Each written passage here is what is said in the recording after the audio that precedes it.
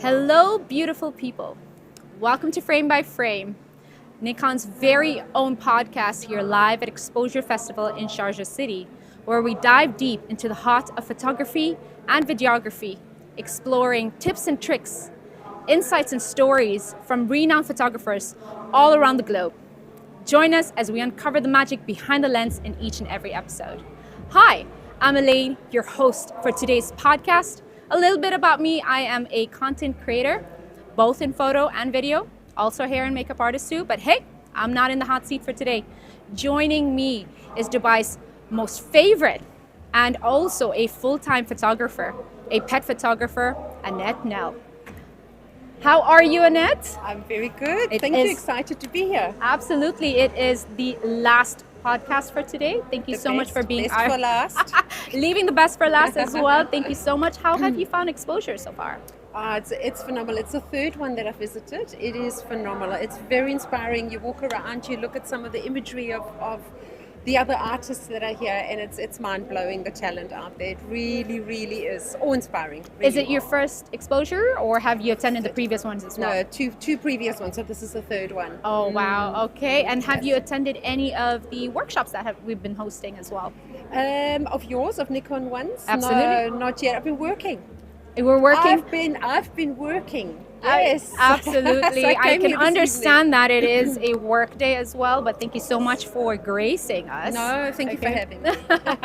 I also do know that you have hosted a workshop with Nikon, I believe. Yes, I did actually, a dog photography workshop at Russell Kmart Animal Welfare.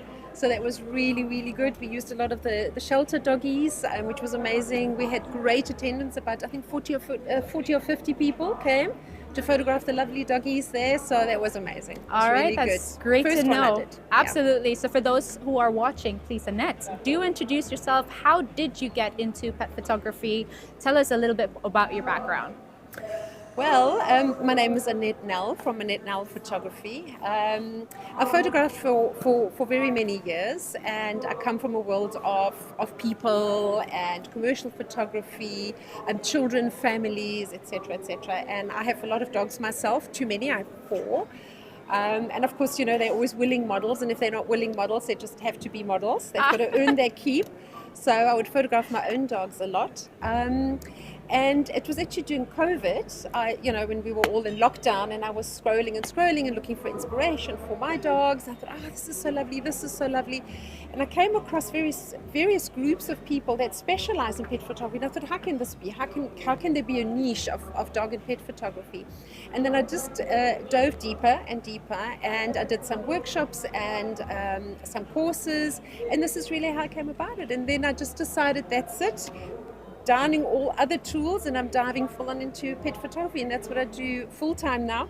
Amazing. So I make my living actually. Exactly. Not many people actually end up becoming full-time photographers, especially in the pet industry. I mean, they take it up as a hobby, but you've done it full-time. Congratulations on that. Thank you. I love it. Yeah. We're obsessed with what we do. So what camera did you start out with? With the pet photography, I would assume? Yes. Yeah, okay. Yes. So what camera did you start out with? Oh, I was always Nikon. I had the Nikon D300s. This was sort of my first professional type of bodies. Then I went to the 850s. I loved my 850. And then, of course, when the Zs came out, I thought, that's it. You know, we'll sell the children, we'll sell the car, we can walk to work, and that's okay. I needed to have a Z. So I shoot now with a Z9, and then my second body is a Z8. So, wonderful. Yeah. So two mirrorless. So you did give up. Did you give up the DSLRs, or they're still there? No. I've got one DSL lens left, so that's my next savings. So when I can afford a Z to replace that particular one, then that'll happen. Wonderful. But So quick question. You've got both the Z cameras, particularly the 8 and the 9. Yes. Why? And which one's actually a secondary camera now? So neither of them really are secondary, because they're both superb, and I feel it wouldn't be fair on the other to make it a secondary, because they really are both equally superb cameras. Yeah. In the studio, because I shoot studio and outdoors, so in the studio I would say I probably use mostly the Z9. Just simply because we've got shorter space, and on my Z9 I have a 24-70 2.8 lens. But I also shoot outdoors a lot, and then of course I've got the depth, so then I use my 70-200 lens, which then sits on my Z8 body. So I swap No, I don't really swap them. I take two bodies out into the field, and I don't want Right. to swap lenses because I have my dog ready, and they only wait for so long. So I They use can two only of be my patient bodies for so long. for so long, and I want to have both of them ready to get the shot that I want Wonderful. to get. Do you shoot a lot more in the studio indoors, or do you shoot a lot more outdoors? Which one is easier? I don't want to say one is easier than the other, but I can tell you I shoot more. I would probably say it's maybe a 70-30 split. So 70% in the studio. We have a home studio. Lovely. The other 30% is outside. Um, I- in the studio it's a more contained area, but of course we're at the mercy of light, so it's a proper studio setup. Outdoors the dogs are a little bit more natural, but of course there are more distractions outside. Okay. But of course we're at the mercy of the weather here, so, and I would say that's why it's the 70-30 split. The country is beautiful, we have the places, not the weather so much. Not the weather, exactly. Yes, So this is yes. why we tend to do a lot more indoor shoots. That's it. That's it. What is your go-to lens? Like anything you can let us know if you were to shoot outdoors, okay? What is your go-to lens, your go-to bag, basically? What would you be packing in Okay. order to be able to head out there and shoot out that photography? Okay.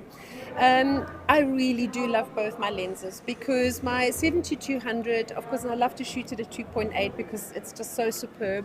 And I can zoom in, I can get a beautiful bokeh, I can really have a shallow depth of field, which I love for outdoors because I have the depth, I can do it, especially when we shoot in the desert.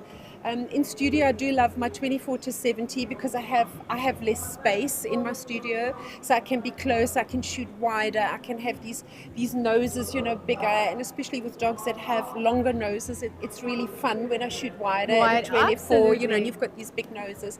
So I love both lenses. I've got to tell you, it's And a lighting setup that you would prefer for these? in the studio, I use a Pro Photo setup. Okay. And I use a big, what do we call it? It's a parabolic umbrella that I use, a bounce parabolic umbrella. Oh, Is what I use in the lovely. studio, and we use one big one. I used to shoot with two lights, Okay. but one is actually, it's sufficient, and it just gives us a lovely soft light. Okay. So how do you capture a dog or a particular animal in action? Like, what is a tip that you would like to share about that? Particularly in action. In action. In Yep. action, In action. If okay. they don't have the patience to be posed. Okay. Action is tough, and there are photographers that specialize in it. So, what always looks amazing when you see photographers with their long lenses and they go, "Drrr," and then the dog runs from there to there. It's not quite like that Absolutely. in practice. So Exactly. it's not quite like this. So we let's be have the practical. owner, exactly, and I think it's a little bit more controlled and a little bit more planned. So we'll have a handler. I'm very lucky that I have an assistant. That's so great. we'll have a handler and an assistant to stand with the dog further away from me, and then the owner of the dog behind me. So, and then the owner of the dog will call the dog, come, so that I have my dog, because I shoot in manual only, that I have my dog really coming towards me. I can set up, the dog is being held, I'm ready, I'm in the right settings that I need, I've got my ISO set up, my shutter, I have what I need, and then the dog will come running up. So it is actually a controlled, a planned shot. I look at what's around me, I make sure that there's less distraction, I make sure that they have a path to run towards me and not let's chase a gazelle here or there, so that happens. So as amazing as it looks, that it's in practice, we control that shot as much as possible. All right. And of course our automatic eye tracking is a lifesaver. Thank you, Nikon. So that's been absolutely phenomenal. So That's so good to hear. Do you have a favorite or memorable moment? I would also ask in terms of photo. Do you have a favorite photo as well of the photo that you've taken of any animal particularly? Yeah. I do. I have a special penchant for the disabled dogs. Aw. So yes. Do you know what that makes me feel like? My entire feed has been disabled cats, Is rather. that right? My heart goes out to them. One of my favorite animals that came to the studio was actually a cat, and I'm not a cat person. I'm sorry, cat people. I'm not a cat person. I'm a doggy person. But one of our favorites was a fully blind cat. Her name was Bo. No eyes. Her eyes were completely shut. She walked into the studio on a leash. She walked around. She was just, where do you want me to be? Where shall I sit? Shall I flick my hair? The utter confidence. But I love the disabled dogs because, they come to us. They have such a story, and a lot of their stories are harrowing, right? terrible things have happened for them to become disabled. So when they come to us and that joy to be with us, they're happy, they will say, what do you want me to do? I love the treats, where do you want me to sit? This is fun. They forget about their disabilities. They don't think about their disabilities.